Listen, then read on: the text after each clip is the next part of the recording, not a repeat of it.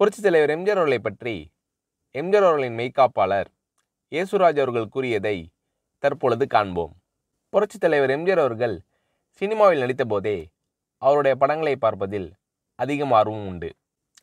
என் உணர்வில் கலந்த தெய்வமாக தான் நான் அவரை நினைத்து கொண்டிருக்கிறேன். தலைவர் எண்ணிக்கையில் வேலை பார்க்க வேண்டும் என்ற எண்ணம் எனக்கு சிறு வயதிலிருந்தே இருந்தது. எதிர்பாராத விதமாக நான் காவல்துறையில் இணைந்த பிறகு அந்த வாய்ப்பு நிறைவேறியது எனக்கு மிகுந்த மகிழ்ச்சி அளித்தது. பின்னர் தொடர்ந்து எம்ஜிஆர் அவர்களுடன் பணிபுரிந்தேன். எப்பொழுதும் நானும் எனது நண்பர் தேவராஜ் என்ற ஊழியரும் முதலமைச்சர் எம்ஜிஆர் அவர்களின் நுழைவு வாயிலில் காத்து கொண்டிருக்கும் போது தலைவர் அவர்கள் வந்தவுடன் என்னை பார்த்ததும் பொன்முறுவல் செய்து எங்களை கடந்து செல்வார். இந்த நிலையில் 1984 பிரதமர் இந்திரா காந்தி அவர்களை சுட்டபோது தமிழ்நாடு அரசில் ஒரு வருடத்திற்கு மேல் பணிபுரிந்த பாதுகாவலர்களை நீக்கம் செய்ய வலியுறுத்தி மத்திய அரசு ஆணை வெளியிட்டது.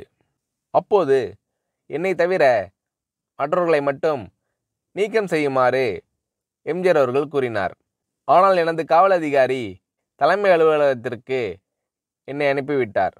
மறுநாள் என்னை தேடி ஜீப்பில் வந்த அதிகாரி ஒருவர் புரட்சித் தலைவர் எம்ஜிஆர் அவர்கள் என்னை 1 மணி நேரத்திற்குள் உடனடியாக அலுவலகத்திற்கு வந்து சந்திக்க சொன்னதாக கூறினார். நான் சென்று புரட்சித் தலைவர் எம்ஜிஆர் அவர்களை சந்தித்த போது மீண்டும் அவரது நுழைவு வாயிலில் காவலனாக என்னை பணியில் அமர்த்தினார். தலைவர் மீது நான் கொண்ட அன்பும் அவர் என் மீது கொண்ட அன்பும் மிக ஆழமானது. மனிதநேயமிக்க தலைவராக அவர் ஆற்றிய பணிகள் மறக்க இயலாது.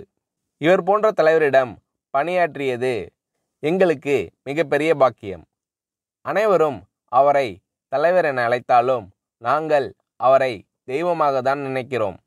ஒருமுறை திருநெல்வேலிக்கு பணிக்கு சென்று பின்னர் குற்றாலத்திற்கு சென்றபோது முதலமைச்சர் எம்ஜிஆர் அவர்களின் வசதிக்காக மக்களுக்கு நெருக்கடி அளிக்கக்கூடாது என்று வலியுறுத்தி அனைவருக்கும் சரிநிகரான உரிமையை வழங்கினார் எம்ஜிஆர் அவர்கள்.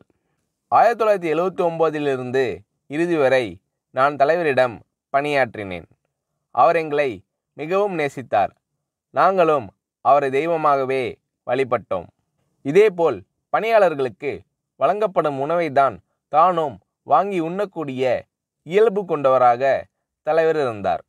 தலைவருடன் புகைப்படம் எடுத்துக்கொள்ளும் போதும் தலைவர் யாரையும் புறக்கணித்தது இல்லை. இதுபோன்று அனைவரையும் தனக்கு நிகராக வழிநடத்தி செல்லும் மனப்பான்மை தலைவருக்கு உண்டு. மனிதநேயமிக்க பல பண்புகளை கொண்ட தெய்வம் எங்கள் தலைவர் என்று எம்ஜிஆர் அவர்களை பற்றி அவரின் மெய்காப்பாளர் இயேசுராஜ் அவர்கள் கூறுகிறார்.